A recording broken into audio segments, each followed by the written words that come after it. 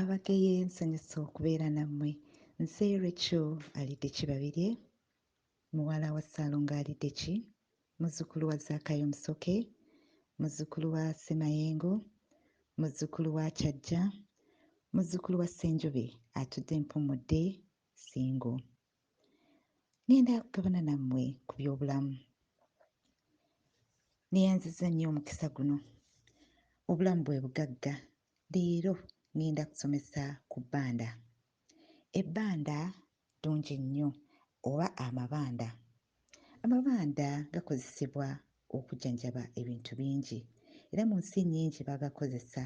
Bannaffe abali mu Far East oba China, Indonesia, Malaysia bagakozesa nnyo. Wano nno nawo tugakozesa naye ng'ate abalala tebannabakizuulamu kyama. Leero njagala ngabane nammwe ku bbanda. Ebbanda lino liwonya ebintu bingi. Liwonya high blood pressure, okubwa entunnunsi, liwonya kye tuyita arteriosclerosis oba ngambe emisuwa we ziba gigenda gikakanyala bw'ogenda okula ng'okaddiwa emisuwa gitandika okkakanyala. Kati emisuwa egyo girina okuddayo okubeera nga tegikakanyala gibeere nga mirungi. Kacaayi k'ebbanda kaba kalungi nnyo.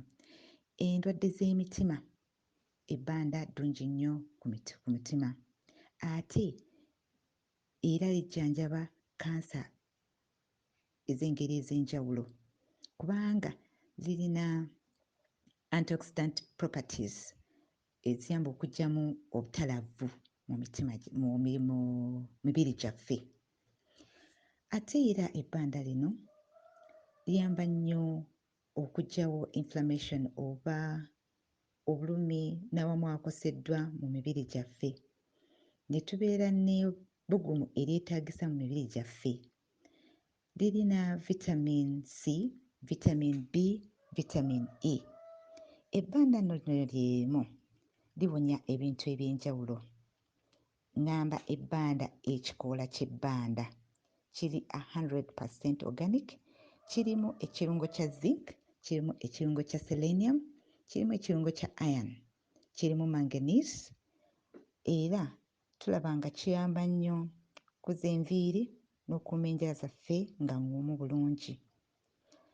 Ebbanda lino liwonya endwadde ez'olususu ate era ebbanda liziyiza Alzheimer's oba okutalaga ku butofaali bw'obwongo ne tubeera ng'omuntu yeerabirabira oluusi ne beerabira n'erinnya lyo Alzheimer's. Abali e Bulaaya kyo kimu kirabye kingi nnyo mu bantu abali eyo abagenda bakaddiwa naye na wano kitandise okubeera nga kingi olw'ebintu ebimu bye tulya ate n'ebimu bye tutakozesa kulya. Tukopperedde nnyo okulya emmere eri process, tetwagala kulya mmere yaffe eri 100% organic oba ey'obuzaaliranwa, simanyi bwe naakiteeka mu Luganda, naye nga emmere yaffe eyo oba kaasangwawo, balugu, ndaggu, lumonde, muwogo mu bika nga bwe biri. Naye ate nabyo kati batandise obbirongoosalongoosaamu ebimu, naddala kasooli. Abaagala nnyo okulya akawunga bannange twegendereze kubanga bingi nnyo ebikyukakyuka mu mibiri gyaffe kubanga genetically modified foods zitera okutabulatabula ne DNA zaffe. Ebbanda ddungi nnyo ku njala ne ku nviiri. Era batera okugamba nti bannange ebbanda liserese nga balirengera eri nga baliraba likuze lyonna lirabika bulungi. Ate era ebbanda lituyamba obutakaddiwa mangu, that is anti-aging, okuwonya ebiwundu kabe bya munda kabe bya wabweru. Ebbanda ddungi nnyo. Abakyala ebbanda tulyekwate. Bw'onywa ku kacaayi k'ebbanda obeera bulungi mu nsonga zaffe ng'abakyala. Naye ate ne mu urinary problems oba UTIs n'ebirala era ebbanda liba ddungi nnyo. Abalina sukaali ebbanda likendeeza ne likakkanya ku sukaali ate oluvannyuma era n'otereera. Abalina respiratory disorders, asima, sinasi, ebyo ebbanda liba ddungi nnyo. Era ffe ekitongole mwendi ekya Raba Wellness Center tuliteekateeka ne liba ddungi nnyo abantu balitwala. ne babeera nga basobola oddikozesa ne babeera bulungi. Abalina male infertility oba obugumba mu basajja ne mu bakyala era ebbanda ddungi nnyo ate era lisitula obutoffaali bwaffe obulwanyisa abasirikale abalwanyisa obulwadde obubabuze mu mibiri gyaffe, that is to boost the immune system. Ebbanda likozesebwa mu bintu bingi nnyo. Abakola sabbuuni, abakola emisubbaawa, abakola caayi, abakola oils n'ebizigo ebirala bye twesiiga ebimu bw'oyagala olususu lubeere lulungi, ebbanda liba lirungi nnyo. Bannange ebbanda liriko ebintu by'eribonya lingi nnyo. Simanyi bameka abalina amataka ddala nga manene nga wali osazeewo nti akatundu ako mu nsonda awo ngenda kuteekawo ebbanda. Bannaye mutusimbire amabanda, tugaagala, ag'ebika byonna era galimu ebirungo byonna. Ate era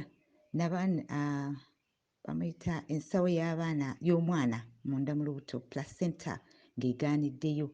Ebbanda liba ddungi nnyo, liteekebwateekebwa ebikuta babiggyayo ne babifumba bulungi nnyo, n'oteekamu akabisi k'enjuki katono n'omuwa omukyala oyo n'anywa, era ogenda okulaba placenta ng'evuddeyo mpolampola n'evaayo. Abalala abalina juice extractor bo bateeka mu kyuma ekyo ekinyigamu omubisi nga tolina ttondo ly'amazzi ly'otaddemu, era abakyala babawa ne babeera nga nabo bibayamba. Bannange ebbanda ddungi nnyo ate liggya obutalavu bwonna mu mibiri gyaffe, it detoxifies. It eliminates many of the toxins that are in our bodies. Abalina intestinal worms, abapangisa abo be tuliisa nga tebatusasula, like threadworms, hookworms, ebbanda tulifumba ne tulinywa abapangisa oba kale ebiwuka ebyo ebiri mu mbuto, abalala baziyita nfaana, ne bibeera nga bivaamu. Abalina ulcers, ebbanda tulyekwate tulinywenga libeere nga lituyamba mu bingi bye tuba tulwadde.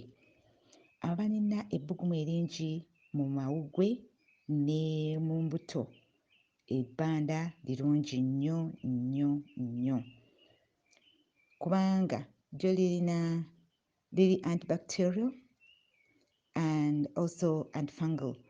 Kati n'abo abalina obuzibu bwa allergies, ensusu zonna ne zoonooneka, ebbanda tulyekwate.